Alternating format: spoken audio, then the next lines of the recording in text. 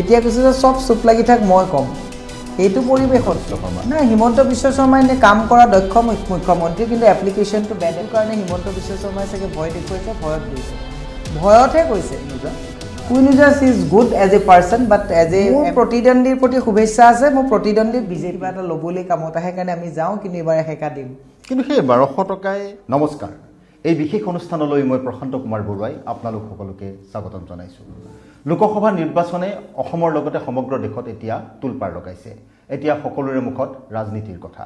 এই ৰাজনীতিৰ বতৰত আমি গুৱাহাটী লোকসভা সমষ্টিৰ এগৰাকী প্ৰাৰ্থী আপোনালোকৰ নিশ্চয় পৰিচিত ইতিমধ্যে কংগ্ৰেছ দলৰ পৰা প্ৰাৰ্থিত্ব লাভ কৰা মীৰা বৰঠাকুৰ বাইদেউৰ সৈতে আমি উপস্থিত আছো বাইদেউ নমস্কাৰ নমস্কাৰ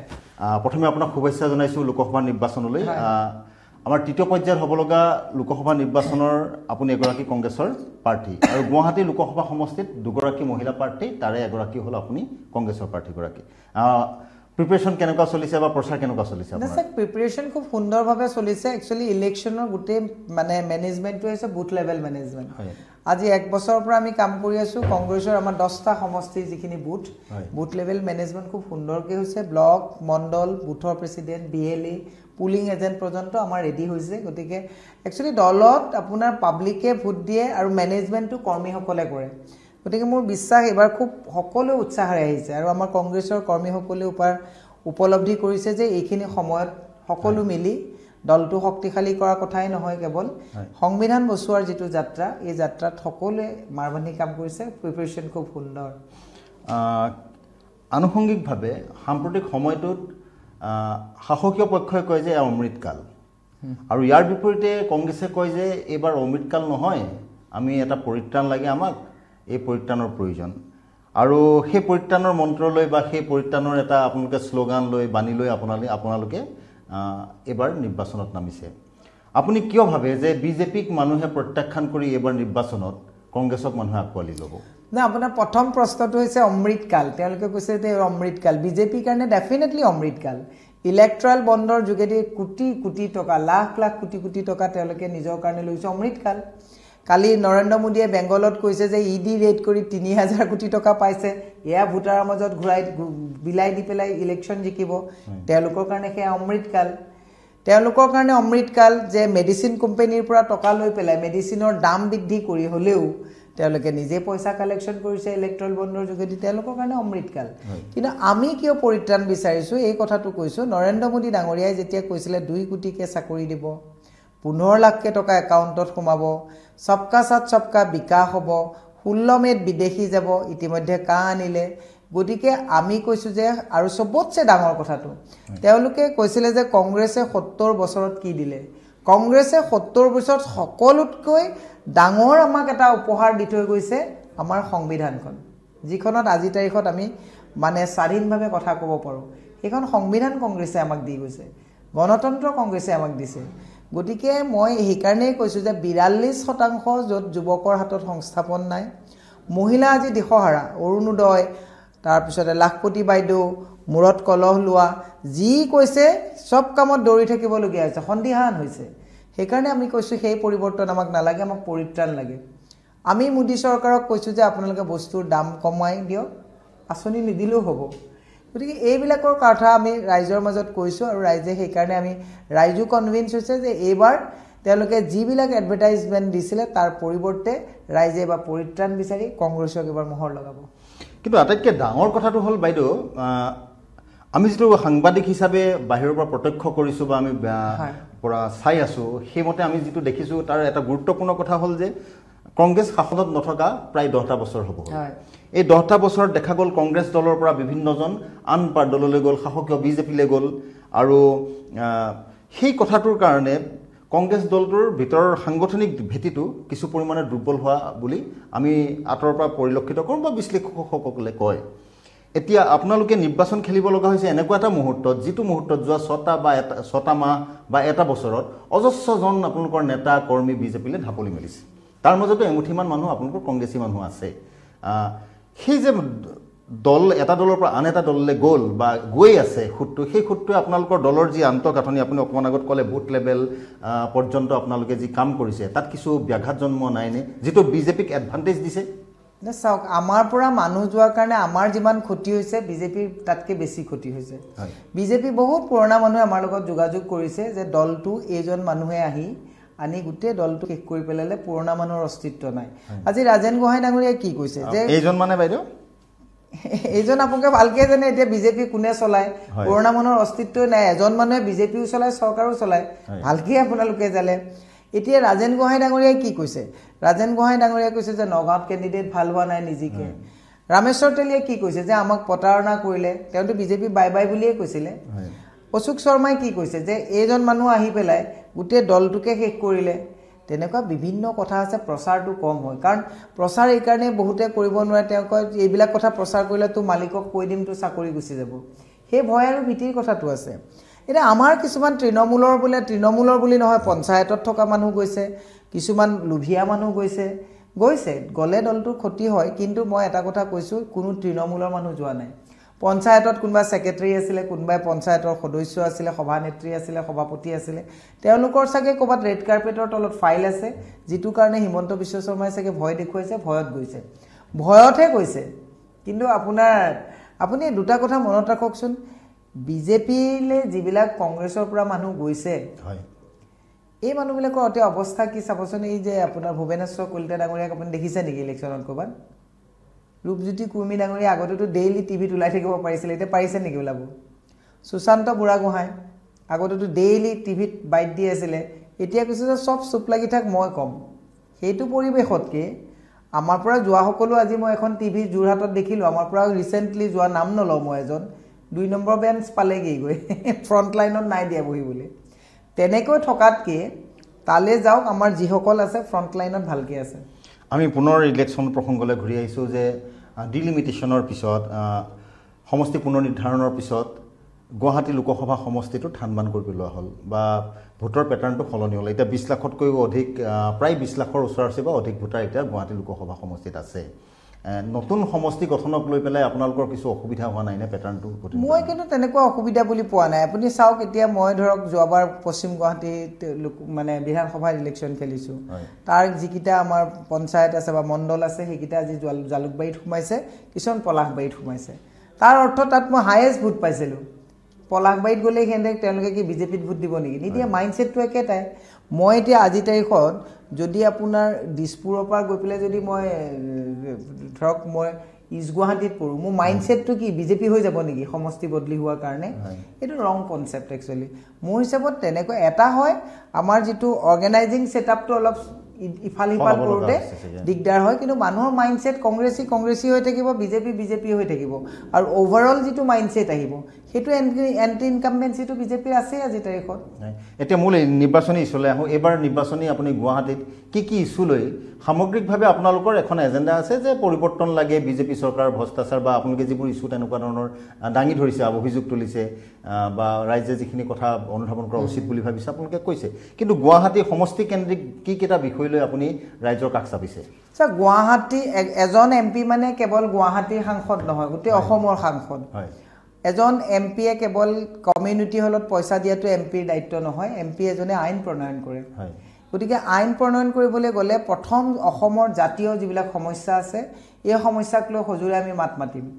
কোভিডৰ সময়ৰ পৰা 12খনকৈ আমাৰ যাত্ৰীবাহী ট্ৰেইন বন্ধ হৈ গ'ল এই ট্ৰেইন মুকলি কৰাৰ ক্ষেত্ৰত আমি সজোৰে মাত মাতিম APSCৰ পৰা অসমীয়া ভাষাটো নাইকিয়া হৈ গ'ল যদিও ষ্টেজ মানে আপোনাৰ কিছুমান বিষয় ষ্টেট সাবজেক্ট আমি সজোৰে দাবী জনাম যে অসমীয়া ভাষাটোত যাতে কোনো ম্লান কৰিব নোৱাৰে গুৱাহাটীত গোটেই অলিয়ে গলিয়ে খোৱাপানীৰ সমস্যা অকল গুৱাহাটী চিটিতে নহয় ডিমৰিয়াত যাওক বকুত যাওক ছয়গাঁৱত যাওক চবতে পানীৰ সাংঘাতিক সমস্যা আছে এই পানীৰ সমস্যাবিলাকত কেন্দ্ৰীয় আঁচনিৰ জৰিয়তে আমাৰ যিবিলাক ডাঙৰ ডাঙৰ প্লান্ট আনা হৈছিলে সেইবিলাকো আজি তাৰিখত কাৰ্যক্ষম কৰি তুলিব পৰা নাই সেইবিলাক কথাত আমি সজোৰে মাত মাতিম প্ৰদূষণৰ ক্ষেত্ৰত চাওক স্বচ্ছতাৰ ক্ষেত্ৰত চাওক গুৱাহাটী আজি তাৰিখত ভাৰতবৰ্ষৰ ভিতৰতে একেবাৰে পিছত আৰু প্ৰদূষণৰ ক্ষেত্ৰত পৃথিৱীৰ ভিতৰত দ্বিতীয় স্থান লৈছে এওঁলোকে এইবিলাকত অভিলেখ কৰিছে এইবিলাক সমস্যা আমি ৰাইজৰ মাজলৈ লৈ যাম মাটি পট্টাৰ যিবিলাক সমস্যা আছে আজি তেওঁ মুখ্যমন্ত্ৰীজনে ষ্টেট সাবজেক্ট মাটিৰ পট্টাৰ কথাটো মুখ্যমন্ত্ৰীয়ে কৈছিলে যে ভূমিপুত্ৰই মাটিৰ পট্টা পাবই লাগিব একদম মানে ভোট দিয়ক আৰু আপোনালোকে এতিয়া বসুন্ধৰা আনি পট্টা দিয়াটো দূৰৰ কথা, বসুন্ধৰা আনি মানুহক মাধমাৰ দিলে। মাটিৰ কথা কওঁতে আপোনাক মাজতে হস্তক্ষেপ কৰিলোঁ। গুৱাহাটী পাহাৰবাসী, গুৱাহাটী পাহাৰত অজস্ৰ ভোটাৰ আছে আৰু সৰহ সংখ্যক মানুহেই খিলঞ্জীয়া মানুহ। হয়তো কোনোবা তাৰ মাজত সামান্য কিছু অংশ বেলেগ থাকিব পাৰে, খিলঞ্জীয়া মানুহ আৰু তাৰে বহু সংখ্যকে ভূমিহীন মানুহ। সেই সমস্যাটোক লৈ পেলাই বিভিন্ন সময়ত এনেধৰণৰ এটা প্ৰক্ৰিয়া চলি আহিছে, কিন্তু আজিলৈকে তেওঁলোকে সেই সমস্যাটো সমাধান নহ'ল। এই প্ৰসংগত আপোনাৰ প্ৰতিক্ৰিয়া কি? চাওক, এই কথাবিলাক ৰাইজে ভালকে মানে সকলোৰে জ্ঞাত নহয়। তৰুণ গগৈ ডাঙৰীয়াৰ যেতিয়া চৰকাৰ আছিলে 2014 চনৰ ভূমিধৰ বৰ্মন যিটো ভূমি নীতি আছিলে, তাৰ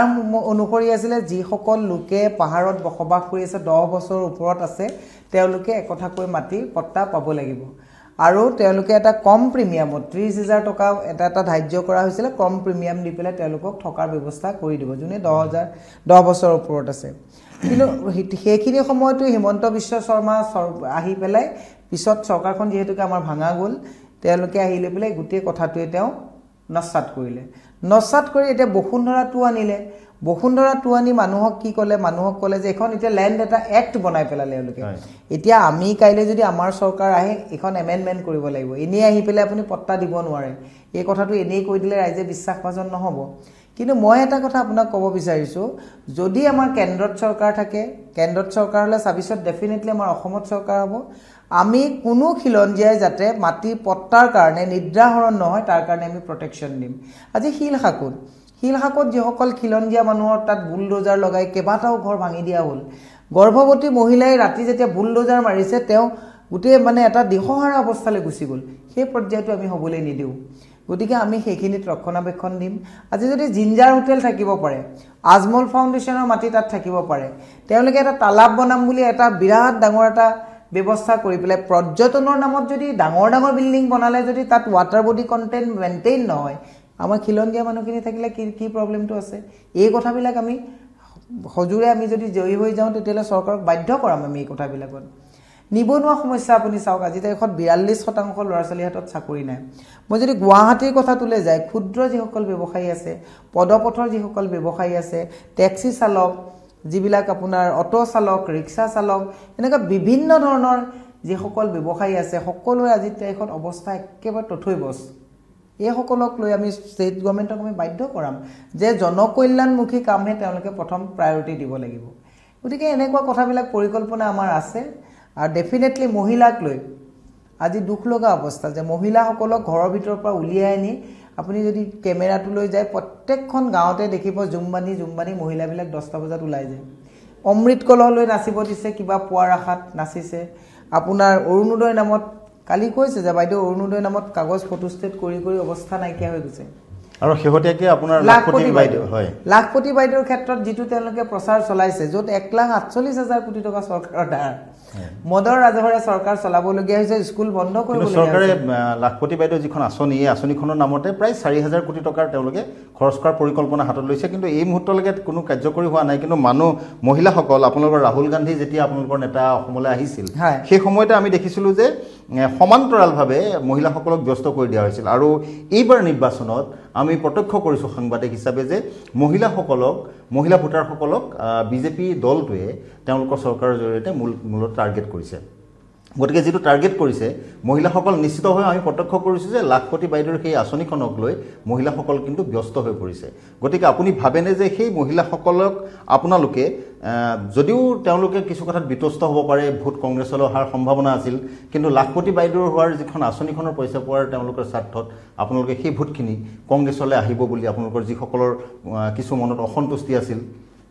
নহয় চাওক, লাখপতি বাইদেউ বা অৰুণোদয়ৰ যিসকল মানে দৌৰি আছে, তেওঁলোকে এটা কথা আমাক কৈছে যে বাইদেউ আমি চব বুজি পাওঁ, আমাৰ পৰাই মানে পইচা লৈ আমাকেই দিছে, কিন্তু বাধ্য প্ৰত্যেকগৰাকী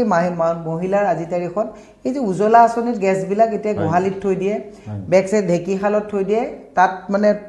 ওপৰত পীৰা দি পেলাই টেবুল বনাইছে, কাৰণ গেছৰ চিলিণ্ডাৰ মানুহে এতিয়া কিনিব নোৱাৰে। সেই অৱস্থা হৈছে। মানুহে বুজি পায়, মহিলাসকলে কৈছে বাইদেউ আমি চব বুজি পাওঁ, আমাৰ পৰাই পইচা নি আমাকেই দিছে, কিন্তু হ'লেও যদি 1200 টকা এটা সোমায়, তেতিয়াহ'লে আমাৰ কিবা এটা দুদিন কিবা এটা ল'বলৈ কামত আহে, কাৰণে আমি যাওঁ, কিন্তু এইবাৰ 1000 দিম। কিন্তু সেই 1200 টকাই এখন সংসাৰ চলাটো তেনেকুৱা ধৰণৰ এটা হেতু পাৰ্মানেন্ট সলিউশনটো কেতিয়াও নহব নোৱাৰে কেতিয়াও নহয় চাওক আজি তাৰিখত চৰকাৰখন মই আপোনাক এটা কথা কৈছো সাংসদৰ কথা কৈ আছো যোৱা সময়ত যদি কুইন বাইদেউ যদি অলপ যদি সাংসদৰ কেন্দ্ৰীয় আঁচনি আনিলেহেঁতেন আজি দুধনৈলে যাওকচোন কলৰ এছিয়াৰ ভিতৰত বিগেষ্ট আপোনাৰ এখন মাৰ্কেট আজি ফুড প্ৰসেসিং ইণ্ডাষ্ট্ৰি এটা তাত খুলিলে লোকেলি কৃষকসকল উপকৃত হ'লহেঁতেন যুৱকসকলৰ এমপ্লয়মেণ্ট হ'লহেঁতেন আৰু এখন মাৰ্কেট আমি দখল কৰিব পাৰিলোহেঁতেন কিন্তু ভিজন নাই আজি ডিমৰিয়া ফালে যাওক আপুনি দুধনৈ বকু ছয়গাঁও পাহাৰত আপুনি যিমান অংশত আপুনি যায় আজি কোনো ফেচিলিটি তেওঁলোকে প্ৰভাইড কৰিব নোৱাৰে ডাঙৰ ডাঙৰ অভাৰব্ৰিজ ঠিকে বনাইছে কিন্তু অভাৰব্ৰিজটো ওভাৰঅল আপোনাৰ ডেভেলপমেণ্ট নহয় গতিকে মোৰ এটা কথা যদি আপোনাৰ ভিজন থাকে আপোনাৰ যদি এটা দৰ্শন থাকে এজন এমপিয়ে কেন্দ্ৰীয় চৰকাৰৰ আঁচনিৰ জৰিয়তে বহু ধৰণৰ কাম একচুৱেলি কৰিব পাৰে কিন্তু মই আপোনাৰ প্ৰসংগক্ৰমে আপোনাক এটা আপোনাৰ কথাকিটাৰ লগত সংগতি ৰাখি এটা কথা কওঁ যে শেহতীয়াকৈ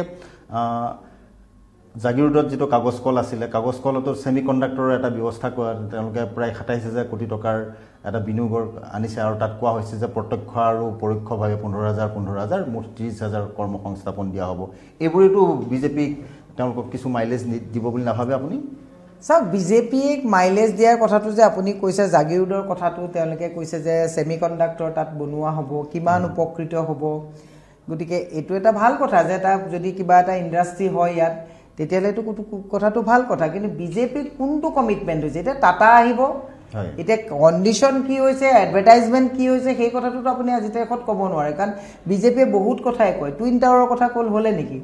মেট্ৰ' ট্ৰেইনৰ কথা ক'লে হ'ল নেকি আদৰ্শ গাঁৱৰ কথা ক'লে হ'ল নেকি স্মাৰ্ট চিটিৰ কথা ক'লে হ'ল নেকি বানপানী ৰোধ কৰাৰ কথা ডাঙৰ ডাঙৰ তালাব বনাই বানপানী ৰোধ কৰাৰ কথা কৈছিলে হ'ল নেকি গতিকে এনেকুৱা বিভিন্ন ধৰণৰ কথা আছে যিবিলাক কথা আপোনাৰ আজি তাৰিখত বিজেপিয়ে কোৱা কথাৰ তথাপি মই এইটো নকওঁ যে ছেমিকণ্ডাক্টৰৰ নামত তেওঁলোকে যি আঁচনি লৈছে কিমান ফলপ্ৰসূ হ'ব কিমান নহ'ব মই সেই কথাটোৰ বিষয়ত মই বিতৰ্কত নাযাওঁ কিন্তু তেওঁলোকে চলি থকা এটা ইণ্ডাষ্ট্ৰি সেইটো কাৰ্যক্ষম কৰিব নোৱাৰাটো তেওঁলোকৰ ব্যৰ্থতা নহয় জানো আজি তাৰিখত জাগিৰোড পেপাৰ মিলৰ যিটো পেপাৰ আছিলে এণ্টায়াৰ ইণ্ডিয়াৰ ভিতৰত আপুনি ২ নম্বৰত মানে কোৱালিটি আছিলে ইমান ভাল কোৱালিটি আছিলে কাৰ প্ৰয়োজনত কিয় বন্ধ কৰা হ'ল এই কথাবিলাকতো আমি চাব লাগিব হয় বাইদেউ নিৰ্বাচনৰ আপোনাৰ ব্যস্ততাৰ মাজত আপুনি যথেষ্ট সময় দিছে বেছি সময় নলওঁ শেষত এটা কথা সুধো যে আগন্তুক লোকসভা নিৰ্বাচনলৈ বেছি দিন নাই আপোনালোকৰ নমিনেশ্যন কেইদিনমানৰ পিছত দিবই হ'ব গতিকে এই পৰিৱেশত আপুনি আপোনাৰ যিটো দৃষ্টিভংগী আপুনি ৰাইজৰ সঁহাৰি কেনেকুৱা পাইছে আৰু আপুনি শেষ হাঁহি মাৰিব বুলি আপুনি কেনেকৈ আশা কৰিছে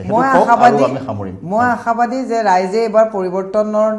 পৰা পৰিত্ৰাণ বিচাৰিছে ৰাইজে দেখিলে আৰু যে এওঁলোকে সপোন বিক্ৰী কৰিছিলে সপোন এতিয়া ১,৬১,০০০ কোটি টকা আপোনাৰ কেন্দ্ৰীয় চৰকাৰৰ ধাৰ ১,৪৭,০০০ কোটি টকা ষ্টেট গভৰ্ণমেণ্টৰ ধাৰ গতিকে এওঁলোকে এতিয়া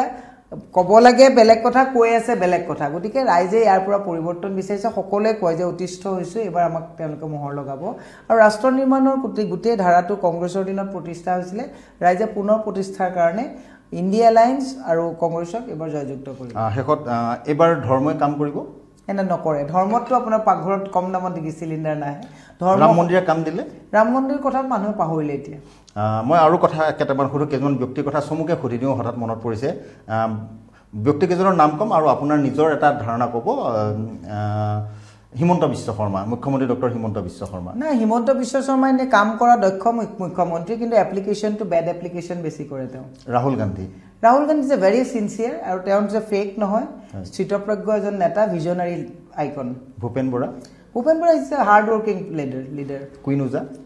উজা is good as a person but as a MP she is failed আৰু আপোনাৰ প্ৰতিদ্বন্দ্বী বিজেপিৰ প্ৰাৰ্থী বিজুলী কলিতা মেধি মোৰ প্ৰতিদ্বন্দ্বীৰ প্ৰতি শুভেচ্ছা আছে মোৰ প্ৰতিদ্বন্দ্বী বিজেপি খুব তাৎপৰ্যপূৰ্ণভাৱে আৰু বুদ্ধিদীপ্তৰে আপুনি উত্তৰকেইটা দিলে যি কি নহওক ধন্যবাদ আপোনালৈ শুভেচ্ছা থাকিল আৰু এই সময় দিয়াৰ কাৰণে আপোনাক আমি ধন্যবাদ জ্ঞাপন কৰিছোঁ আৰু এয়া আছিল গুৱাহাটীৰ কংগ্ৰেছৰ প্ৰাৰ্থী মীৰা বৰঠাকুৰ আৰু তেখেতে ইতিমধ্যে অসমৰ জনজীৱনত নিজৰ বাকপটুতাৰে এক বিশেষ আসন গ্ৰহণ কৰিছে বা স্থান লাভ কৰিছে আৰু এইবাৰ লোকসভা নিৰ্বাচনত গুৱাহাটীৰ দুগৰাকী প্ৰাৰ্থী আছে তেওঁলোক দুগৰাকীয়ে বোধ হয় সকলোৰে তেওঁলোক দুগৰাকীৰ মাজতে আচল প্ৰতিদ্বন্দ্বিতাখন হ'ব আৰু এই প্ৰতিদ্বন্দ্বিতা সকলোৱে দৃষ্টি নিবদ্ধ আছে আৰু সকলোৱে ভাবিছে যে এইখন এখন ভাল নিৰ্বাচনী যুঁজ হ'ব আৰু ইয়াৰ লগে লগে এই অনুষ্ঠানৰ পৰা মই প্ৰশান্ত বৰুৱাই বিদায় মাগিলোঁ ধন্যবাদ